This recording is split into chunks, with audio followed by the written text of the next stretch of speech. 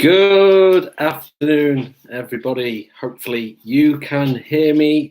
And this, after all the testing we've done over the last couple of days, this is actually working. So somebody please, just for my own peace of mind, drop me a message and let me know that this is all going. Ivy, good afternoon. Jenny, hi. So Ivy on Periscope, Jenny on Facebook. I've checked everywhere. We're live on YouTube as well. So it's so far all working. Happy New Year. I hope you all had a very pleasant evening yesterday. It was very bizarre for us at home yesterday. Nobody here, nothing happening. We'd normally go to one of those big chunk of friends all get together and we all have dinner together. So very strange this year. But I think most of us are quite content to say we're happy to put 2020 behind us and move on into some sort of new future and see how that takes us. But Happy New Year anyway. Hope you're all safe and well. Thank you for dropping in. Replay viewers that come along later, thank you for watching. So I thought probably best to start, first of all, with just a little overview of what this is going to be about. And that is that on the 23rd of December, I walked out of Cheshire Police Headquarters, and that was the end of my working service with Cheshire Police. It was my last working day. I'm now on holiday until February, and from February I will then be, weirdly, I'll be a pensioner. I've got lots of plans for my future and lots of things that I want to try and expand upon, but that will be the end of my police career. So I've spent 30 years in the police as a full-time police officer, and 3 years prior to that with the Special Constabulary as a volunteer. So of course, basically 30 years, that's the big crux when I've been doing it as my full-time and permanent occupation. That's the big section. So I thought, well, we've got 31 days in January, and a few years back I did 31 days live, 31 days consecutive live broadcasts on Twitter. And one of the things that I decided to do with that was that it was to reinvigorate my live streaming. It actually went on for 365 days. Which was quite a marathon. But as I've come to the end of this service now, I thought, people have said to me, "You're going to write a book?" I thought, no, I'm not going to write a book. I don't know whether I've got the patience. I don't think my career has been that exciting to want that people would want to buy a book written by me. It'd probably be about that thick. So I thought, no, but this is what I do. Social media and live streaming is something that I've always done and always been part of for many years now. So I go, well, why not do 31 days live? And January is perfect for 31 days live because I can do one for every day in January. So that works well. But of course, I've got 33 years of policing to fit into 31 days. And so today is going to cover 1988 to 1991, and that's my time as a special constable. So we'll talk about some of my experiences as a special, and as I started to dip my toe into the policing world and what that was about, and also just some of the experiences that I had, and what made me join in the first place. So without holding back any further, I shall have a slurp of tea from my appropriately entitled mug, and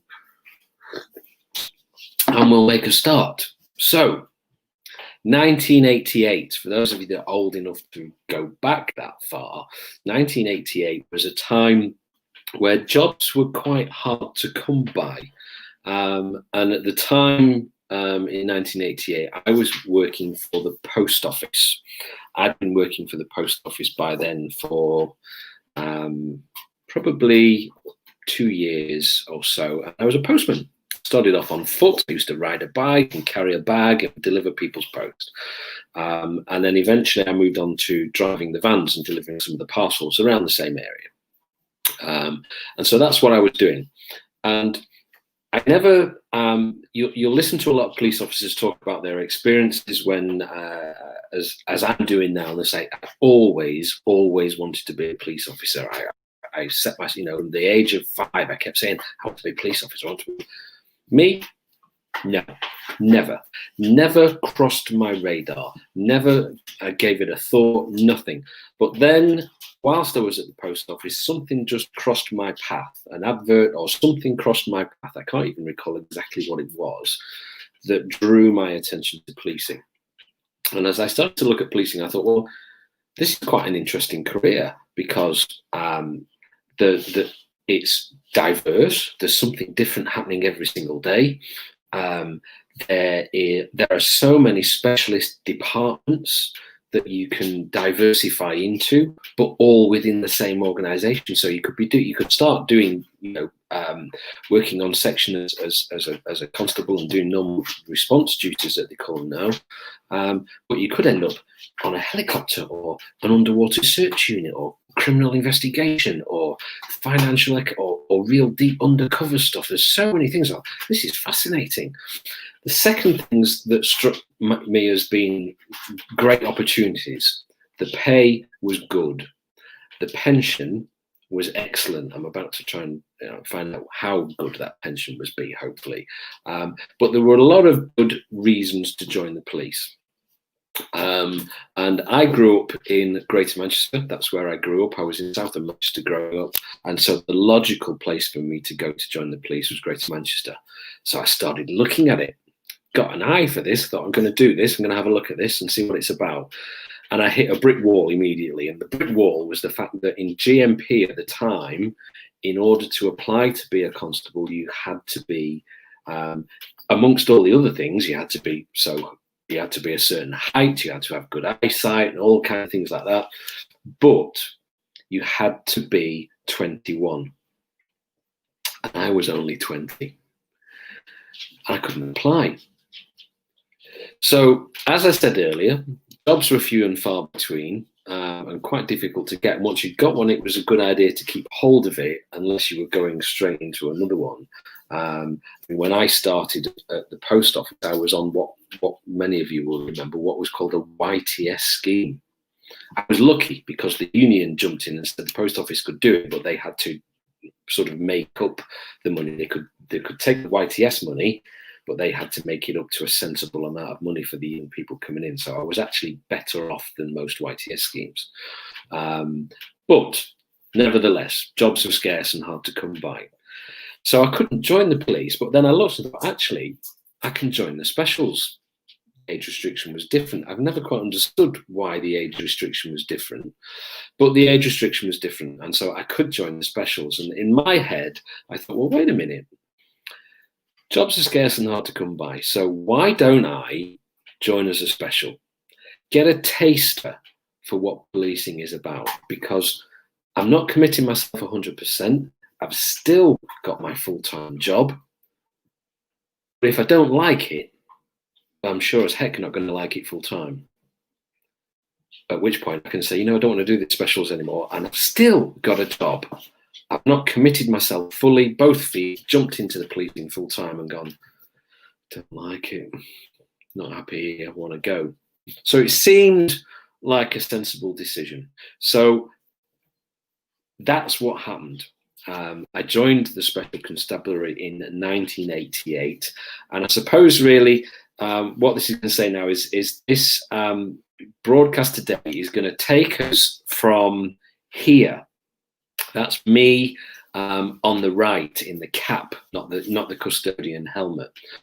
That's me in 1989 as a special constable.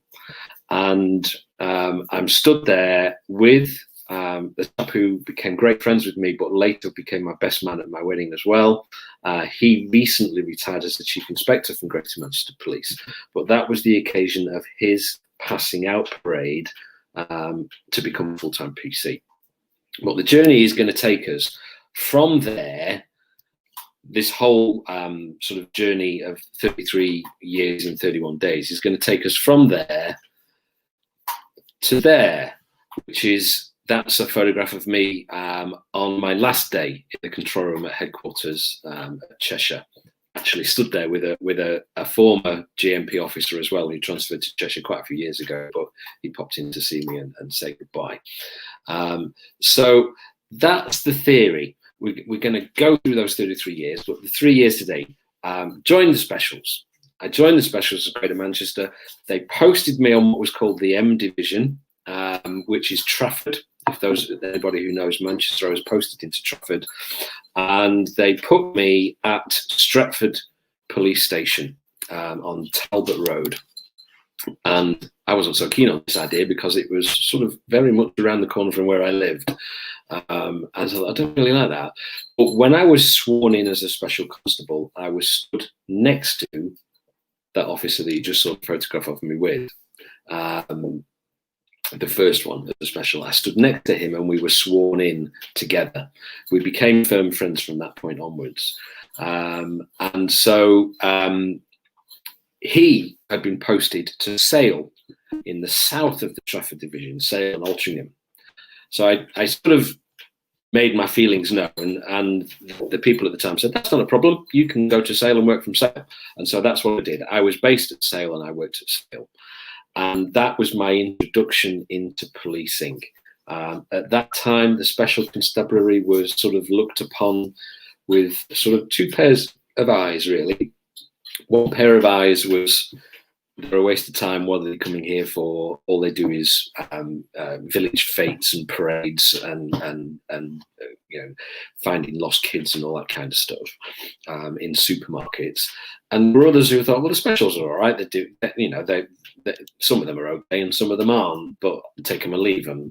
There was a lot of, but the only way in order to show the regular colleagues, the full-time colleagues that you worked with, that you were someone to be, if not respected, at least considered to be part of the team, was to get out there on patrol and be part of what they did, work with them and be, you know, positive and proactive and do stuff with them. And that's what we did. So some of my first experiences, the first sort of foot patrol I did of an evening in Sale, I was walking out with another special. I wasn't with a full-time constable. I was walking with another special who was what these days they would call a special sergeant, what we called a section officer. And he was just going to show me the ropes, and we were walking down through the shopping centre and suddenly heard this glass smashing. Ray, as his name was, set off running at a pace. I ran after him, kept up with him, ran round the corner. We found the window of a coffee shop smashed. And then the subsequent inquiry, I learned how to fill in a crime report, sat in a coffee shop with a smashed window and all those kind of things. Just started to learn, find out how policing works. So many things happened in that time. The big thing for me with the Specials was that there was myself, there was Dave, who stood next to me on that photograph, and then there are a number of other people that all joined the Specials around the same time, who all became firm friends. We became a firm friendship group. We'd all got our eyes set on going full time, and so we worked hard to cultivate relationships with the bobbies that were working there full time. And I think, from my experience anyway, that it worked well. We did start to garner some trust and some respect because we weren't afraid to get our hands dirty, and we weren't afraid of making mistakes, and we were prepared to jump in and help. There was a story relayed on my leaving do on the 23rd, where they talked about we down in Sale, we disturbed a couple of car thieves and managed to grab hold of these two car thieves, and it was just two Specials. We got hold, me and Dave, we got hold of these two people, and we got our hands full. We could not control the situation. It was getting out of hand. We shouted for backup and all the rest of it. And it was one of those heart in the mouth moments, thinking, you don't know what's going to go wrong here, what's going to happen. We could both end up getting our heads kicked in, basically, and walk off. But one of the most amazing sounds that a police officer can hear when they're in trouble was coming down the road, and you could hear the sirens coming. And the guys, the full-time cops that we were working with, shouted for backup, and they were coming. And I can remember looking, and Dave remembers this very well as well, apparently, that I looked at the guy that I was sort of struggling with, and he sort of stopped and heard the sirens, and oh, there's more coming. And I said, do you know what that means? And he looked at me and I said, you're coming with us now. And within seconds, the cars pulled up, Bobbies were jumping out, and the job was done. But one of those experiences where you got I was never a fighter. And so I was always quite a peaceful type sort of person at school and stuff. There were a couple of occasions where I got a bit out of hand, but mostly I was fairly laid back and peaceful. So to be putting myself in confrontational situations was quite strange for me. But we had foot chases, we had scraps, we had all sorts of stuff. But the big thing for me with the Special Constabulary was the friendships that we forged. Those friendships have still lasted right through our full-time careers. Time and lifestyles have taken us all in separate directions, and we're nowhere near as close as we used to be. But you can meet one of them and just pick up where you left off. It's incredible. So a couple of other things. One night I was out with one of the police women, as they were called then. But I was out with a police officer, Nicola, I think her name was. And we were out in one of the Pandas. And the Pandas at this time were Ford Fiestas and Mini Metros. Get that, Mini Metros. We're out in a Mini Metro, we're driving down this road, and a car goes past the other way, and the police officer, she says, I recognise that driver. I need him to sign a property disclaimer for me because I've got this property I just need to get rid of. So she turns around and follows the car. The car makes off. She's like, what's he doing? I only need him to, I don't want him. I don't need him to do anything. Car goes. She ends up in a chase. Now, pursuits and things are very massively managed differently these days, but in those days a chase was a chase, and you just got behind it and did everything you could until somebody else took over who was better and in a faster car. But she went and she followed this car, and this car did a right down a side road, and as it went down this side road, it went straight down, and then it sort of did a very slight right left kink, and there was a road. As it did the right, there was a road off to the left, so you sort of did this kink. And this car that we were following did this little sort of kink, lost control, rammed into a tree on the near side, on the passenger side of the car, rammed into a tree, spun around and crashed backwards into a hedge of somebody's house. I'm thinking, blimey, I'm holding onto my seatbelt and thinking what's going to happen. And then suddenly, bang, this car's there. And there's something that I have never, ever seen. It happens in American TV cop shows all the time. But I only ever saw this happen once in all my service, and never again. It was that this car then instantly burst into flames. I was like, the guy's in the car. I jumped out of the Metro, I ran across to the Metro and got to the driver's door, and I'm trying to open the door. I'm thinking, it's locked. Why is it locked? I couldn't understand why the door was locked, and there was this big black guy in the driver's seat. And I thought, why is he not trying to open the door? What he was doing was climbing over to the passenger side to get out the other side, I thought. And this all happens in sort of like fractions of seconds. But in my head, it seemed like forever. I'm thinking, why is he going out the passenger side? Why doesn't he come out this side? So then it clicked. I thought, maybe he can't get out this door. Maybe it's locked and damaged or something. So maybe he's going out the other side. He got out the other side and ran into the garden that the car had crashed into and ran off. And this is where I made my first big mistake in policing. I ran after him, chased across this garden, and I sort of, what can only be described as a half-arsed rugby tackle on this fella, and managed to grab a foot, and he fell over and landed on the floor in the ground, in grass and flower beds and stuff. And I landed on top of him, and I pulled an arm up behind his back and put my head over the top of his and said, "You're nicked." I didn't know what I was arrested him for. I just felt as though I was supposed to say something. I said, "You're nicked." but he wasn't moving. And I was like, why is he not moving?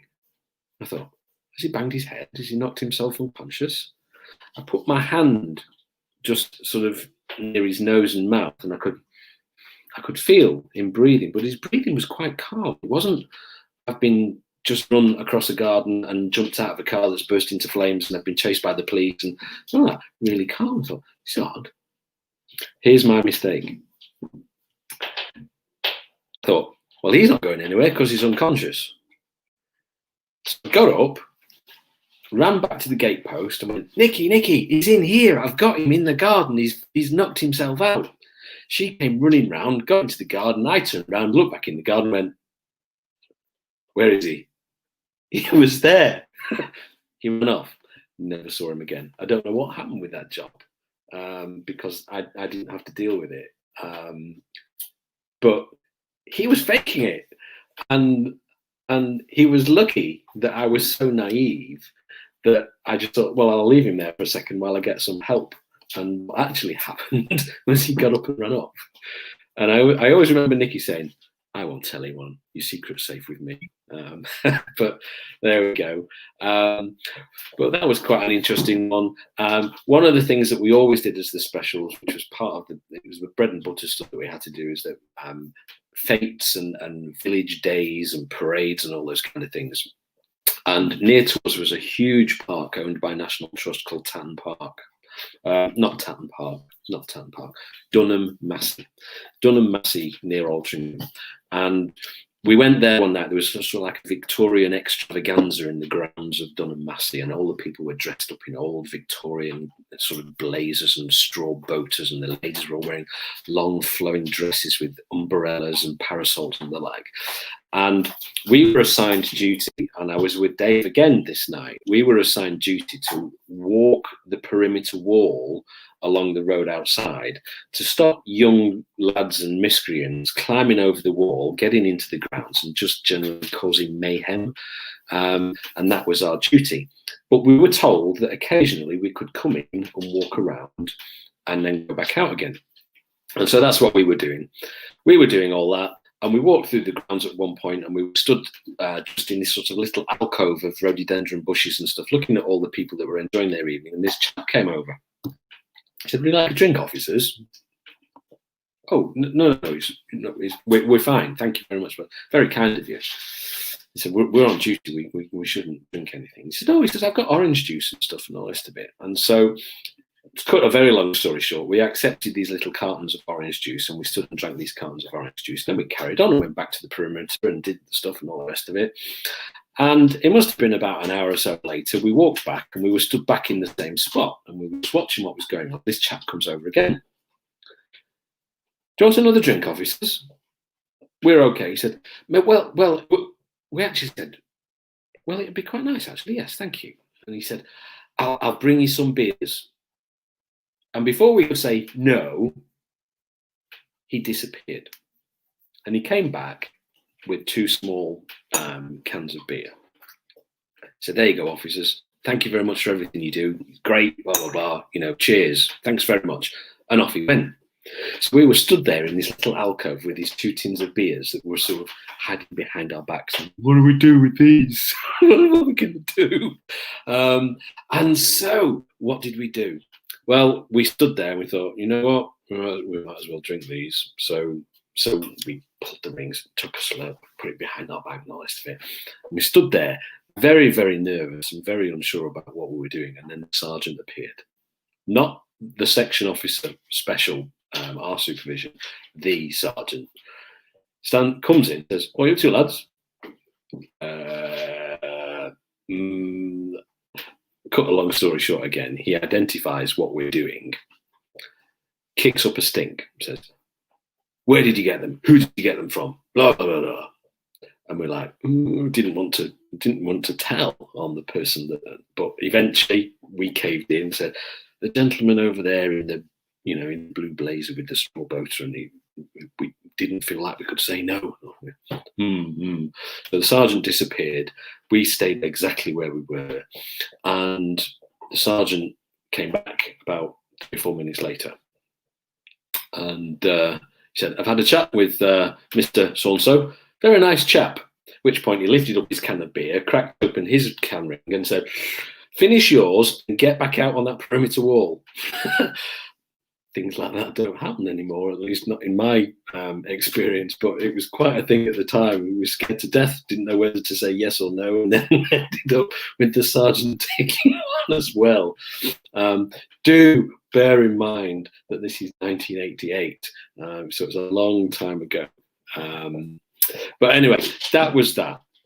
As far as the specials then go, I spent the rules that were in place with the special constabulary were that if you were a special constable, well then you could not apply to join the full-time police until you'd completed 12 months as a special constable.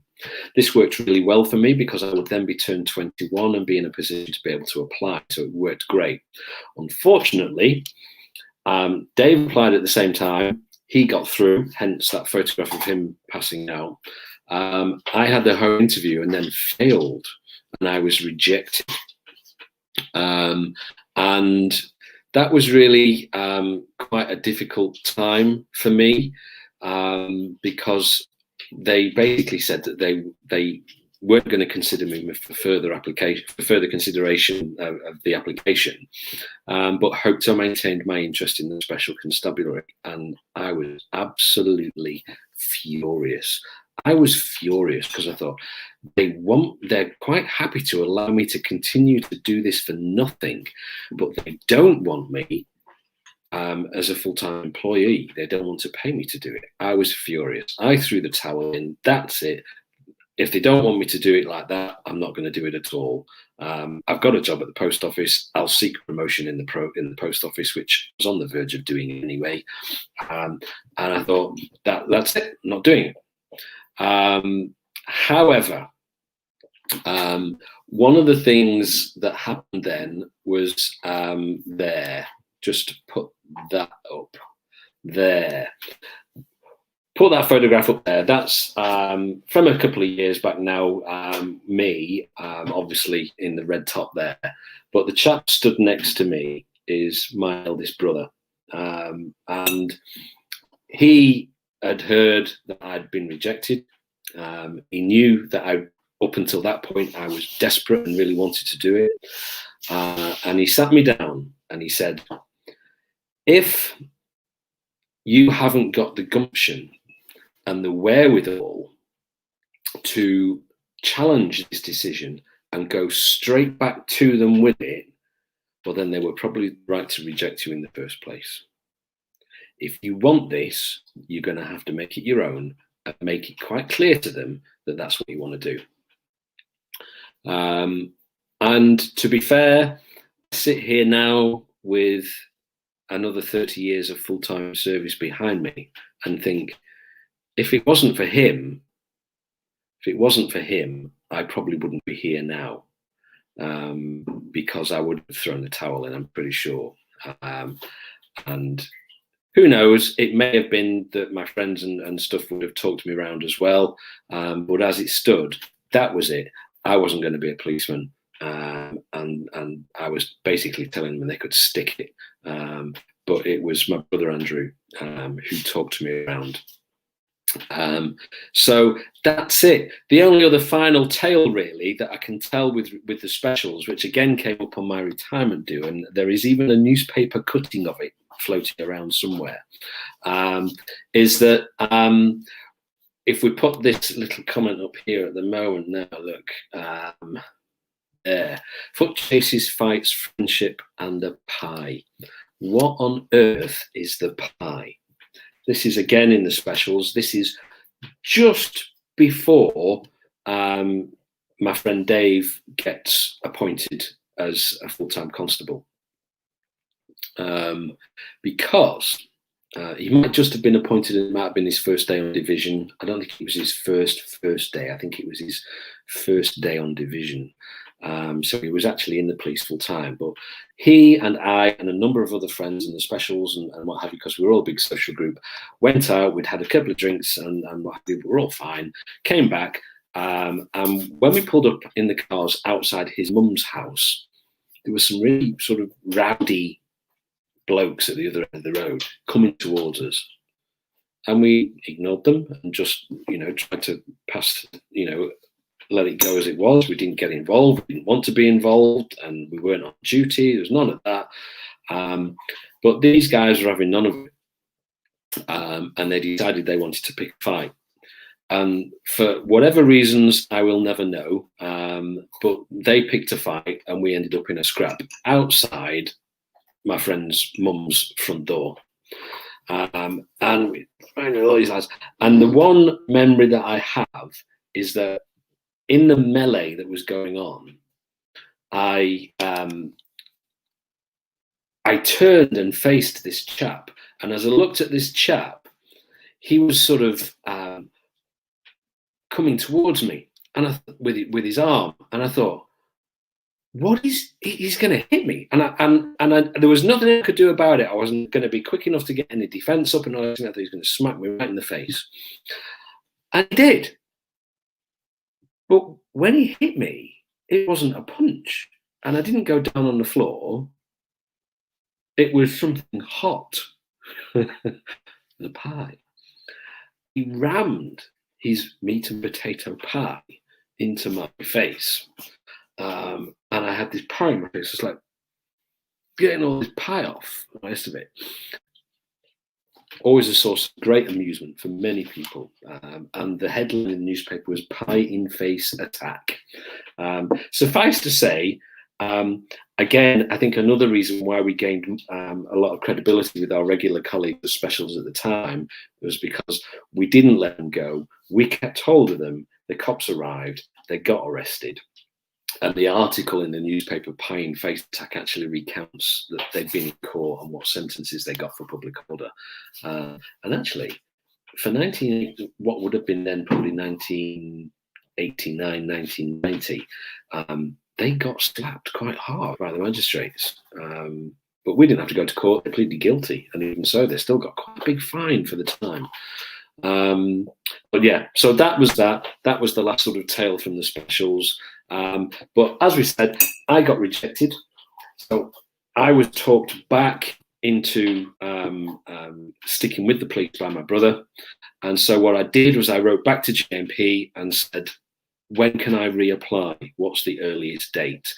They told me. So I wrote back to them again and said, in that case, in a month in advance of that date, I will be requesting an application form and it will be on your desk on that date completed. And that was that. I spent another 2 years as a special constable because I had to wait 12 months before I could reapply, and then the process almost took 8 months to do.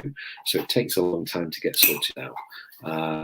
But that was that. So that takes us to 1991, and in February 1991 was my start date with JMP as a full-time officer.